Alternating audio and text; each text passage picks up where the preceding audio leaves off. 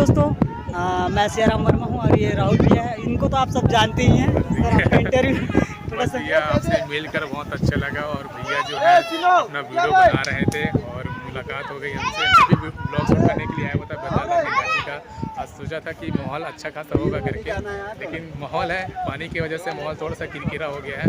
और सौभाग्य की बात यह है कि भाई से मुलाकात हो गया जो हमारे ब्लॉग देखते हैं। तो ठीक है भाई, इस तरह से ब्लॉग बनाते रहिए और लोगों को एंटरटेनमेंट करते रहिए। जी भाई लोग, आप सब लोग राहुल भाई के चैनल को बिल्कुल सब्सक्राइब कर लेना धन्यवाद। और मज़ेदार वीडियो देखने को मिलेगा भैया।